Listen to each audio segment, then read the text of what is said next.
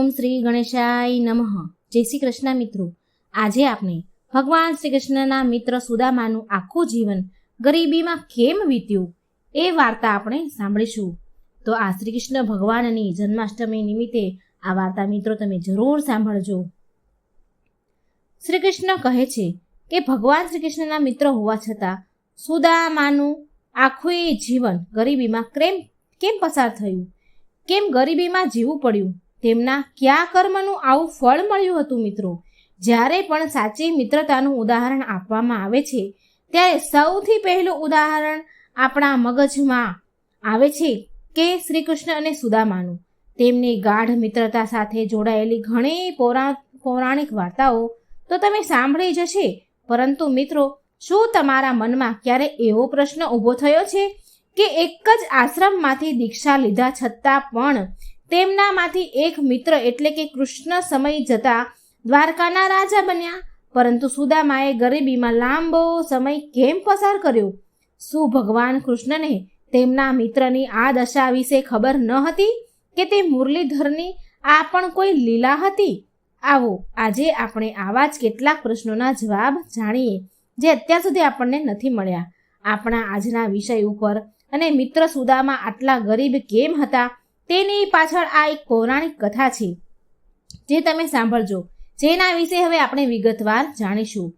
ઘણા સમય પહેલાની વાત છે. એક ગામમાં એક વૃદ્ધ મહિલા રહેતી હતી જે ખૂબ જ ગરીબ હતી. તે આખો દિવસ ભિક્ષા માંગતી અને ગુજરાન ચલાવતી હતી. તેની પાસે જર્જરિત ઝૂંપડી અને જૂના ફાટેલા તૂટેલા કપડાં સિવાય બીજું કંઈ ન હતું. એકવાર તેમને 5 દિવસ સુધી ક્યાંયથી પણ ભિક્ષા ન મળી. આથી તેમની ભૂખ ઘણી વધી ગઈ. તે ખૂબ જ હતાશ હતી. તે બિચારી દરરોજ પાણી પીને સૂઈ જાય અને ભગવાનનું સ્મરણ કરતી કરતી ઊંઘી જતી. 6થા દિવસે જ્યારે તેમના દાનમાં થોડા ચણા મળ્યા ત્યારે તેમણે મનોમન હૃદયથી ભગવાનનો આભાર માન્યો અને તેમણે તે ચણા એક પોટલીમાં ભરીને પોતાના માથા પાસે રાખ્યા અને એમ વિચારીને સૂઈ ગઈ કે બીજા દિવસે તે આ ચણામાંથી ભગવાનને થાળ કર્યા પછી પોતે ખાશે. પરંતુ તે જ રાત્રે કેટલાક ડાકુઓ તેમની ઝૂંપડીમાં આવ્યા. તેમની ઝૂંપડીમાં લાંબા સમય સુધી શોધખોળ કરી, પરંતુ તેમને કંઈ મળ્યું નહીં. પછી અચાનક તેમની નજર તે વૃદ્ધ મહિલાના માથા પાસે ગઈ. તેમણે તે પોટલી જોઈ તો તેમને જોયું કે પોટલીમાં કોઈ કિંમતી વસ્તુ હશે, એટલે એ તે મહિલાને તેના માથા પાસે રાખીને સૂતી હશે. નતર થોડી પોટલી રાખીને સૂવે, નક્કી કઈ કિંમતી વસ્તુ હશે. બસ પછી શું, તેઓએ તે ધીમેથી ઉપાડીને ભાગી ગયા.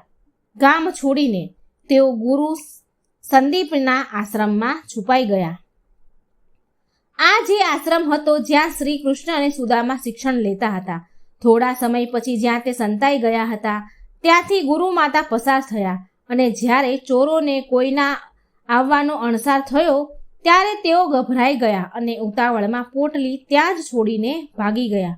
જે ચણાની પોટલી હતી એ ચોરો ત્યાં જ છોડી ગયા. સવારે ઉઠીને સાંદીપની ઋષિની પત્નીએ પોટલી ખોલી જોઈ ત્યારે તેમને તેના ચણા મળ્યા. તેમણે તે જ પોટલી એવી ને એવી જંગલમાં લાકડા કાપવા જઈ રહેલા કૃષ્ણ અને સુદામાને આપી દીધી. આ બાજુ બીજે દિવસે જ્યારે વૃદ્ધ મહિલા જાગી ત્યારે તેમણે જોયું કે તેમની પોટલી ન હતી.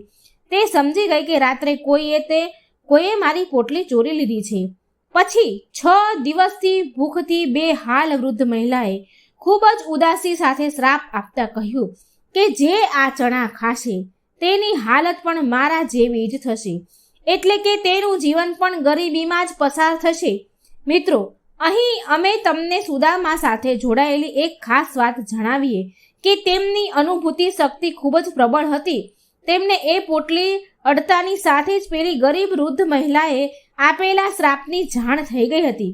બીજી બાજુ શ્રી કૃષ્ણ અને સુદામા જંગલમાં લાકડા કાપતા હતા ત્યારે અચાનક વરસાદ શરૂ થયો અને તોફાન પણ આવી ગયું. આટલો વરસાદ જોઈને શ્રી કૃષ્ણ અને સુદામા એક ઝાડ નીચે રોકાઈ ગયા. વરસાદ ઘણા સમય સુધી ચાલુ રહ્યો એટલે થોડા સમય પછી બંનેને ભૂખ લાગી. એટલે શ્રી કૃષ્ણએ સુદામાને કહ્યું કે સાંભળ મિત્ર, મને બહુ ભૂખ લાગી છે. ગુરુ માતાએ જે ચણા આપ્યા છે એ મને આપ.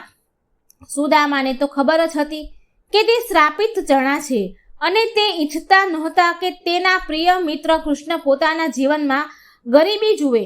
તેથી જ તેમણે શ્રી કૃષ્ણને કહ્યું કે ચણાની પોટલી ક્યાંક પડી ગઈ છે. પછી તક મળતા પોતે બધા ચણા ખાઈ ગયા. અને મિત્રો, આ રીતે ભક્ત સુદામાએ મિત્ર ધર્મનું પાલન કર્યું અને ગરીબીનો શ્રાપ પોતાના ઉપર લઈ લીધો. આ વાર્તા સાબિત કરે છે કે સુદામા જીવનમાં ભલે ગમે તેટલા ગરીબ હોય, પરંતુ તેમનું હૃદય ખૂબ જ મોટું હતું. ભૌતિક દ્રષ્ટિકોણથી તમે સુદામાને ગરીબ કહી શકો, પરંતુ આધ્યાત્મિક દ્રષ્ટિએ આ જગતમાં તેમનાથી વધુ ધનવાન કોઈ ન હતું, જેણે ભગવાન પાસેથી ગરીબીનો આટલો મોટો શ્રાપ પોતાના ઉપર લઈ લીધો હતો. મિત્રો, આવા જ ધાર્મિક વિડીયો જોવા અમારી ચેનલને લાઈક, સબસ્ક્રાઈબ અને શેર જરૂર કરજો. તમારો ખૂબ ખૂબ આભાર આ વાર્તા સાંભળવા માટે. જો મારી આ વાર્તા સારી લાગે તો કોમેન્ટ બોક્સમાં ભગવાનનું નામ જરૂર લખજો. જય શ્રી કૃષ્ણ. રાધે રાધે. Thank you.